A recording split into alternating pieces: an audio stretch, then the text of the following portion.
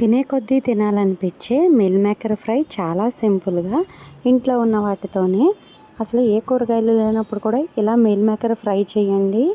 ఇది next level అని చెప్తారు, అంత టేస్టీగా ఉంటుంది. అసలు ఈ ఫ్రై చేస్తుండగానే మనం సగానికి పైన తినేస్తాం.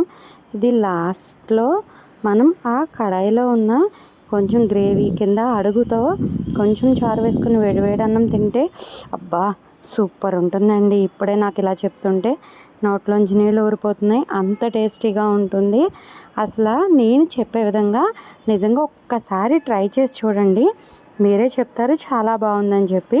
రెసిపీలోకి వెళ్ళిపోదాం. ముందుగా ఒక మిక్సీ జార్ తీసుకొని అందులో ఒక 10 వెల్లుల్లి, 5 జాజి పువ్వులు, ఇంకా దాల్చిన చెక్క, ఇంకా గసగసాలు, ఇందులోనే మనం సోంపు, ఇంకా ఇందులోనే జీలకర్ర, ధనియాలు, లవంగాలు, యాలక్కాయలు, ఇవన్నీ కూడా నేను మీకు ఎంతెంత అన్నది ప్రతిదీ కూడా కింద ఇచ్చాను, ఒకసారి చెక్ చేసుకోండి.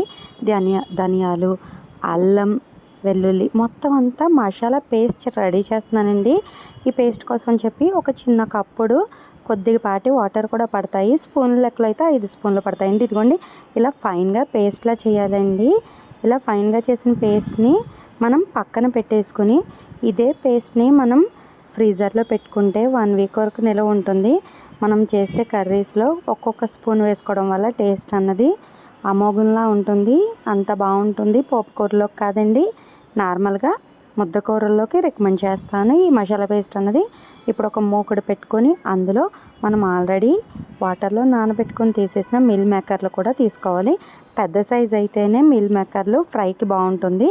ఇప్పుడు ఇందులోనే మనం 1 కప్పుడు ఉల్లిపాయలు, ఇంకా అరకప్పుడు టమాటాలు. ఉల్లిపాయలు నాకు 4 మీడియం సైజువి చిన్నగా కట్ చేసుకున్న ఉల్లిపాయలు, 3 మీడియం సైజ్ టమాటాలు పట్టేయండి. ఇవన్నీ కూడా వేసేసుకొని ఇందులోనే ధనియాల పౌడర్, జీలకర్ర పౌడర్, కారం, గరం మసాలా, పసుపు, ఇప్పుడు నేను ముందు చూపించిన మసాలా పేస్ట్ 2 స్పూన్లు వేసుకొని, తర్వాత ఒక గరిటెడు నూనె కూడా వేసుకొని ఇందులో సన్ఫ్లవర్ ఆయిల్ వేసుకుంటున్నా. మొత్తం అంతా బాగా కలిపేసుకొని ఇందులో కూడా ఇంతకుముందు నేను చూపించిన కప్పు ఉంది కదా, ఆ కప్పుతో 2 కప్పుల వాటర్ వేసుకోవాలి. వీడియో మిస్ అయింది. ఆ 2 కప్పుల వాటర్ కూడా వేసుకొని మీడియం ఫ్లేమ్ నుంచి లో ఫ్లేమ్లో మనం చక్కగా మూత పెట్టేసుకొని ఒక్క 10 నిమిషాలు మొత్తం అంతా కూడా ఇగురులా అవుతుంది. మనం అసలు టచ్ చేయని అవసరం లేదు, ఎందుకంటే వాటర్ అంతా పీల్చేసుకొని మనకి ఫ్రై కావాలి కదా. ఇదిగోండి ఇలా అవ్వాలి. ఇలా అవ్వడానికి నాకు ఎగ్జాక్ట్గా 10 మినిట్స్ పట్టిందండి. ఇప్పుడు మనం లో ఫ్లేమ్లోనే ఉంచుకొని బాగా ఆయిల్ అనేది పైకి తేలే విధంగా బాగా కలుపుకుంటూ ఉండాలండి. ఇది ఫ్రై కాబట్టి మనకి గ్రేవీలా కావాలనుకుంటే కొద్దిపాటి వాటర్ వేసుకొని కొంచెం కొత్తిమీర, పుదీనా వేసుకొని దించేయించండి.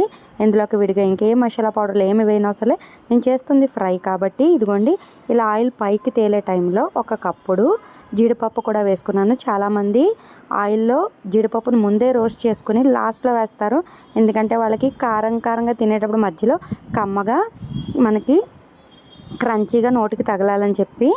నేనైతే ఈ మసాలా ఈ జీడిపప్పు కూడా పట్టాలని చెప్పి జీడిపప్పుని డైరెక్ట్గా వేసేసి ఇందులోనే ఒక గుప్పెడంతా పుదీనా, ఇంకా గుప్పెడంతా కొత్తిమీర కూడా వేసేసుకొని బాగా మనం అడుగు పట్టకుండా కలుపుకుంటూ ఉండాలండి. టేస్ట్ అనేది ఇక్కడే వస్తుంది, ఇదంతా లో ఫ్లేమ్లోనే. మీకు నచ్చిందా? మీరు ట్రై చేస్తారా? మీరు ట్రై చేసి మీకు ఏ విధంగా వచ్చిందో ఖచ్చితంగా కామెంట్ చేయండి. నా ఛానల్ ఎవరైనా కొత్తగా చూసినట్లయితే సబ్స్క్రైబ్ చేయండి, పక్కన ఉన్న బెల్ ఐకాన్ క్లిక్ చేయండి. మీ ఫ్రెండ్స్కి రిలేటివ్స్కి నా వీడియోస్ని షేర్ చేయండి.